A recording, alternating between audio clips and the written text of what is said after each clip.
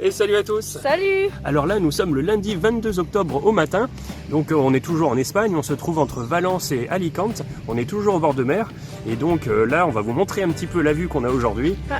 Une vue magnifique sur la mer. La mer, les soleils, Voilà. il y a tellement de soleil et pas de nuages que le ciel il est tout blanc. Donc ça nous change un petit peu de la semaine dernière qui est, comme vous avez pu le voir dans notre précédente vidéo, c'était catastrophique. Donc là, on a vraiment l'impression d'être en été, c'est vraiment cool. Donc justement, on a pris la serviette et puis on va aller se baigner à la plage qui se trouve juste en bas. C'est parti.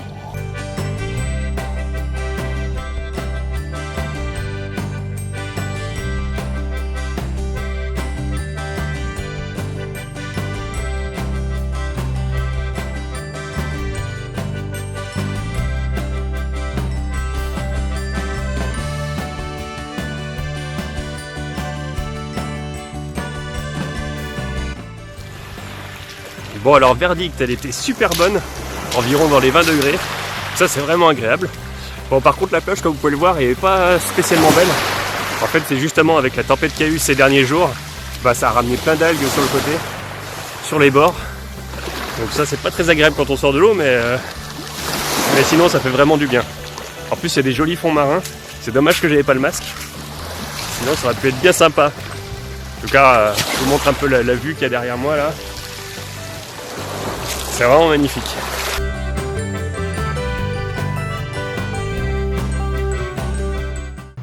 Alors là nous venons d'arriver à la ville de Alicante. C'est une grande ville qui se trouve toujours au bord de la mer Méditerranée.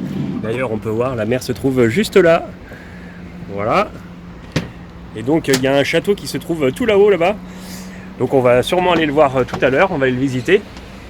Et puis on va aller profiter pour aller visiter la ville.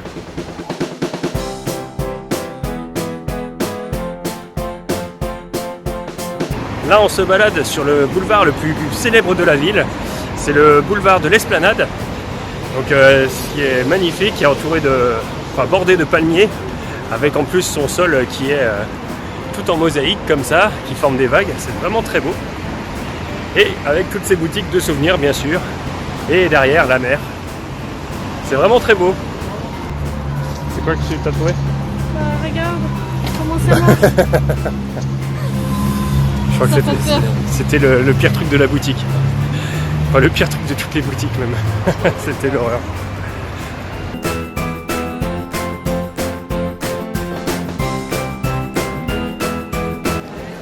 On s'est baladé tranquillement dans la ville et d'un coup on a trouvé ça.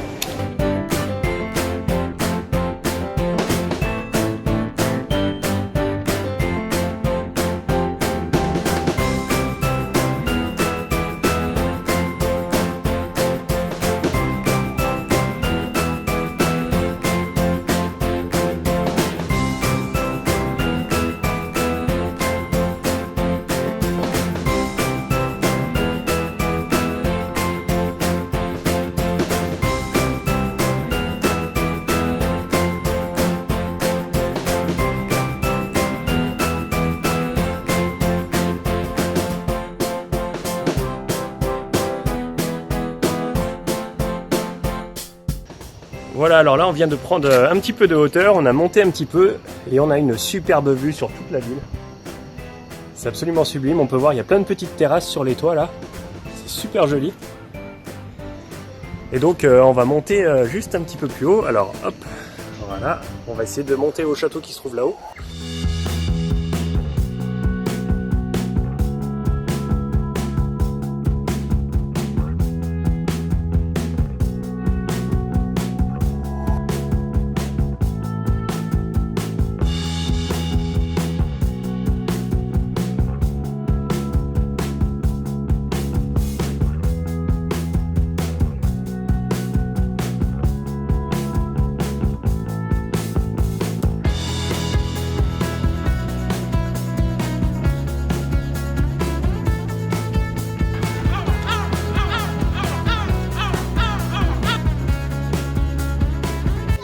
Bon, ça y est, nous sommes enfin arrivés au sommet. Donc là, on se situe exactement sur le château de Santa Barbara. C'est donc le fameux château qui se trouve en haut de la colline qui domine absolument la ville du haut de ses 169 mètres. Donc ça vous donne une vue panoramique sur Alicante et sur la péninsule d'Alicante. La vue est absolument incroyable, on vous le recommande si vous êtes de passage, malgré que la montée soit un petit peu sportive. Donc pour la petite histoire, ce château a été construit lors de la domination musulmane qui a eu lieu pendant le 9e siècle. Et donc pendant plusieurs années il a été remodelé, il a été reconstruit, il a connu des guerres. Et donc aujourd'hui on peut le visiter. Donc la visite est gratuite, ça c'est une bonne chose. Et on peut même manger, il y a des restaurants, des bars, bref il y a beaucoup de choses. Et surtout vous avez une vue incroyable qui vaut vraiment le détour. Donc si vous êtes de passage à Alicante, on vous le conseille vivement. Donc nous on va continuer un petit peu notre visite, on va aller se balader un petit peu tout autour parce qu'il y a beaucoup de points de vue différents. Et puis on se retrouve juste après.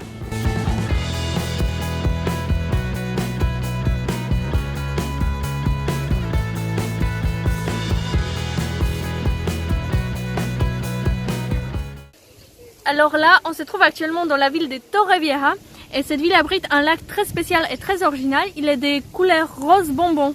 Alors oui, en effet, ce lac est incroyable. Si cette couleur vient en fait d'une allobactérie qui se trouve à l'intérieur et qui a la particularité d'être constituée de protéines roses. Et donc du coup, ça donne cette couleur incroyable au lac. Donc vous verrez les images juste après. Vous verrez qu'on vous ment pas, il est vraiment très rose, même depuis le bord, c'est incroyable. Surtout quand il y a du soleil, les couleurs ressortent encore plus. Et donc la particularité de ce lac aussi, c'est que sa densité de sel est 10 fois supérieure à celle de la mer Méditerranée. Donc quand vous vous baignez, vous avez la possibilité de flotter, tout comme à la mer Morte. Donc on va aller tester ça juste après. Et aussi, il faut savoir que tout autour du lac, il y a plein d'argile. Donc si vous êtes adepte des spas, venez ici.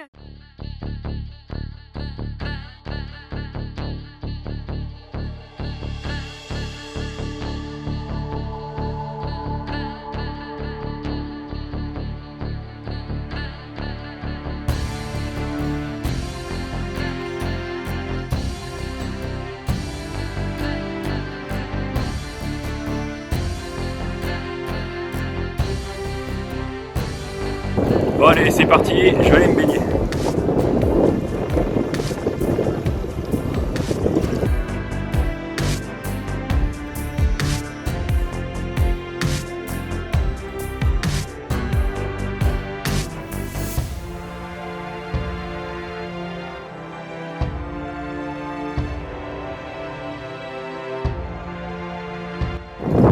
Bon, Julien va tester les spas maison. Ouais, du coup j'ai pas pris mon maillot parce qu'il y avait du vent un peu frais, mais maintenant je regrette, j'aurais dû le prendre. Parce que là, au final, elle est pas si fraîche que ça, elle est bien chaude.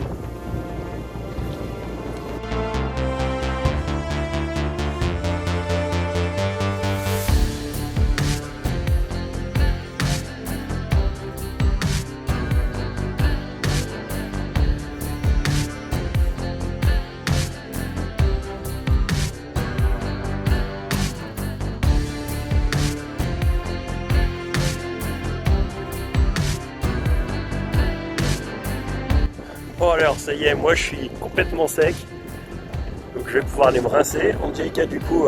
Du coup j'étais allée chercher mon maillot parce que je peux pas dire non à un spa gratuit. Voilà. Et puis on va retourner dans cette eau là, se rincer et puis flotter un petit peu.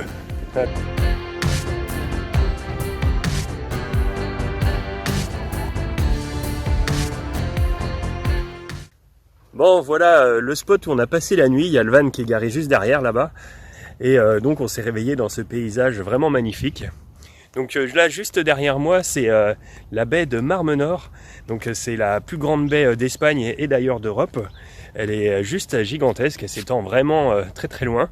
Donc c'est une baie un peu spéciale parce qu'elle est presque complètement fermée. Il y a juste un petit passage qui donne accès à la mer. Et donc ce que vous voyez en face là, c'est donc le cordon du littoral, ce qu'on appelle, et son nom c'est la Manga. Donc vous avez des petites montagnes et puis vous avez plein d'immeubles qui sont le long là. On a l'impression qu'ils sont vraiment posés sur la mer. C'est assez original. Et donc on peut y accéder justement en voiture et passer le long de cette route. Et il y a certains endroits où il y a à peine 4 mètres entre le côté de la baie et la côté mer Méditerranée. Donc on va aller voir ça tout à l'heure. Et donc on dit aussi de cette baie que c'est la plus grande piscine au monde. Tout simplement parce que la profondeur maximum des eaux là est de 7 mètres. Donc ce qui en fait vraiment pas beaucoup par rapport un peu à la grandeur sur laquelle ça s'étend. Et donc il y a beaucoup ici de sports nautiques qui sont pratiqués. Donc beaucoup de sportifs qui viennent s'entraîner parce que vu qu'il n'y a pas beaucoup de vagues, vu qu'il est protégé par la baie, eh bien c'est l'endroit idéal. Et en plus c'est pas profond, donc c'est bien cool.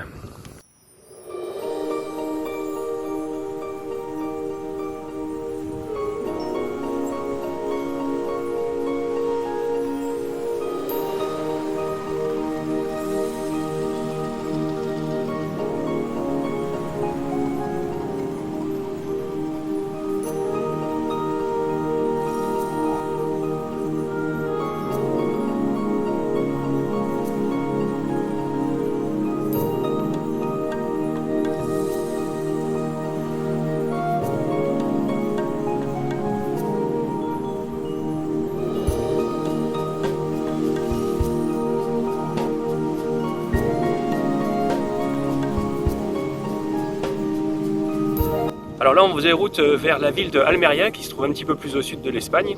Et puis sur notre chemin, on a été interpellé par les rochers qui sont juste derrière nous. Donc en fait c'est l'érosion du sable qui a formé ces étranges rochers. Et donc voilà, on peut les admirer aujourd'hui tranquillement au bord de la route. Comme ça fait plaisir.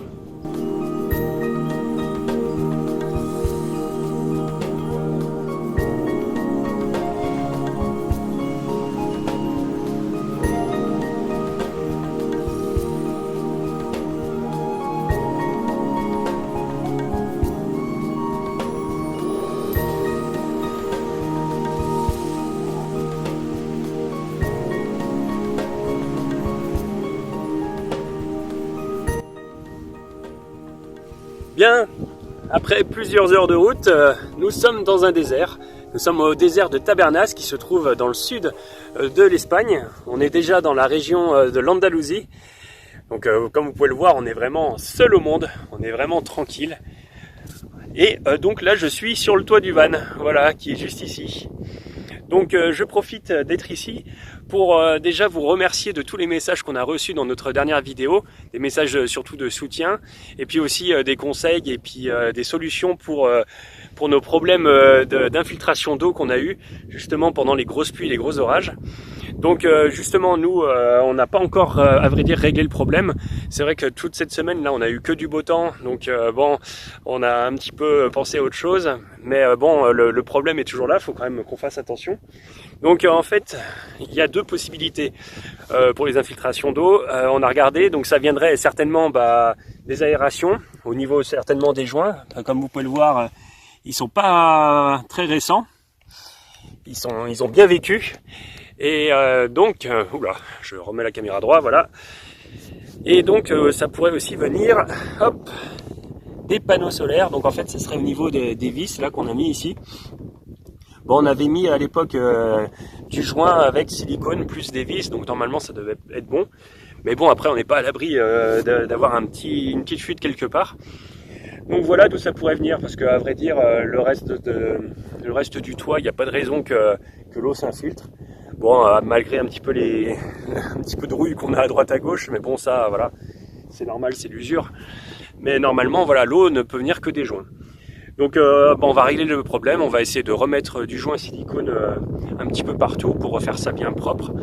Mais bon, en tout cas, on vous remercie encore vraiment pour tous vos messages. Beaucoup de gens nous ont dit justement que c'était certainement dû au joint d'étanchéité. Donc il faut qu'on fasse attention, parce que si on a de nouveau des grosses pluies comme on a eu, à force que l'eau s'infiltre, et ça pourrait vraiment abîmer surtout notre isolation à l'intérieur du van. Donc voilà où on en est. C'est ainsi que se termine notre vidéo. Si elle vous a plu, n'hésitez pas à mettre un pouce bleu, à commenter, à partager et surtout à vous abonner à notre chaîne, ça nous fera très plaisir. Et puis bien sûr, on se retrouve la semaine prochaine pour encore plus d'aventures. À bientôt. Ciao.